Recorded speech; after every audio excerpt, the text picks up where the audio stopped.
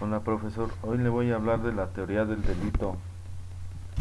La teoría del delito es aquella teoría que pieza a pieza elabora el concepto básico y perfila los diferentes elementos esenciales comunes a todas las formas de delito.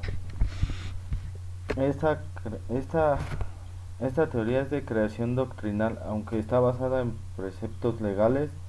Trata sobre los elementos o requisitos de todos los delitos entendidos como institución general, partiendo de la definición del delito.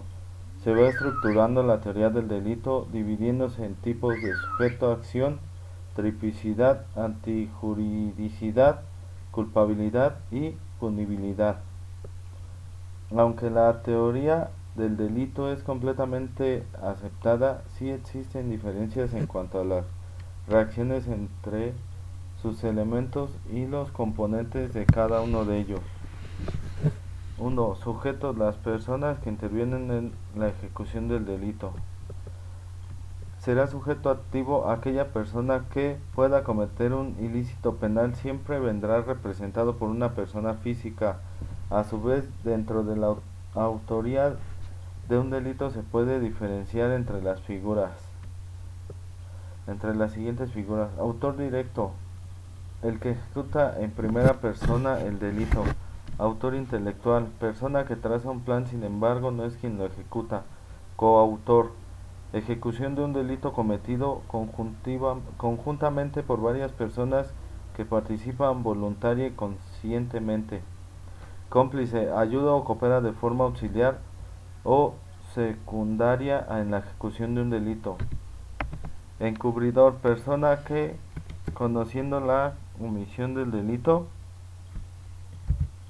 la comisión de un hecho delictivo y sin haber intervenido en este como autor o cómplice, interviene después de su ejecución,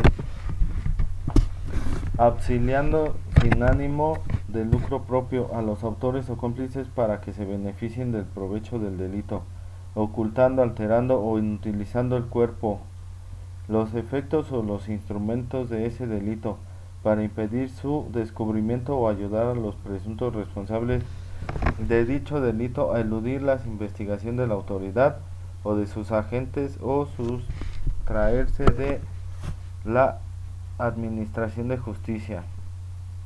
Autor inmediato: es el que comete delito sirviéndose de otro como instrumento. Inductor: persona que tiene la intención de convencer a otro para que cometa un delito determinado y concreto. Y será el sujeto pasivo aquella persona que pueda sufrir un delito. En cuanto al sujeto pasivo, suelen distinguirse entre: será sujeto pasivo impersonal, la persona moral o jurídica víctima del delito. Será sujeto pasivo personal, la persona física víctima del delito. 2. Acción u omisión. La conducta humana como fundamento de la estructura del delito es la denominada acción u omisión. El concepto de acción engloba también al de omisión en tanto en cuanto puede existir una conducta en la que se evita con una omisión la circunstancia de una acción concreta. La principal función del concepto de acción es servir como límite para seleccionar las acciones que pueden ser relevantes para el derecho penal. Se puede definir la omisión como la conducta que consiste en la abstención de una actuación que constituye un deber legal. Omisión propia: clase de delito omisivo en el que se tipifica exclusivamente el incumplimiento de un deber de realizar una determinada acción impuesta por una norma penal, incumplimiento que, sin tener que suponer lesión para bien jurídico, no le presta el necesario apoyo o auxilio, resulta irrelevante que se produzca o no resultado. Omisión impropia: no es un tipo legal específico, sino que es una posible modalidad de comisión de algunos delitos de resultado, por lo que el rasgo más característico de esta clase de delitos es que los mismos no existen un deber estrictamente penal y genérico, que obliga a toda persona a actuar de una situación determinada, sino que existe una posición de garante por la que el sujeto debe proteger un determinado bien jurídico, puesto que el no hacerlo equivaldría a la acción lesiva de tal bien. Tripicidad. 3. La tripicidad. La tripicidad es el encuadramiento de la conducta humana en el tipo penal.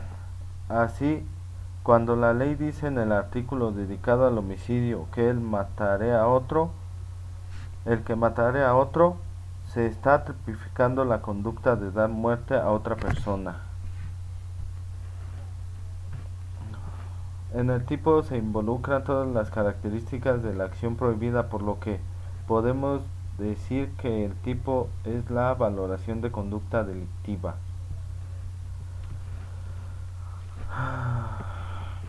Antijuricidad. La antijuricidad es aquel valor que posee un hecho típico contrario al ordenamiento jurídico. La antijuricidad es lo contrario al derecho.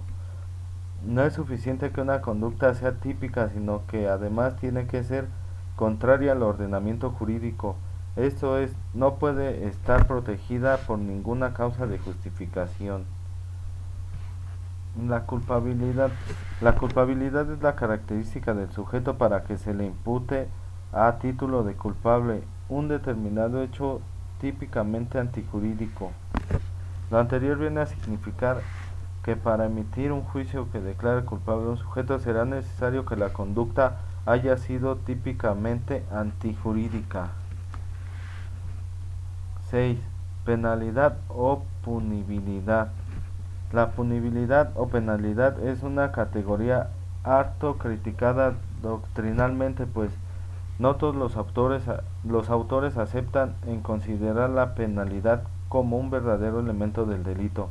Lo anterior es consecuencia de que la penalidad no es tan trascendental en la práctica como el resto de los elementos que conforman el delito según la teoría del delito. Pues eso es todo, profesor. Espero que esté bien.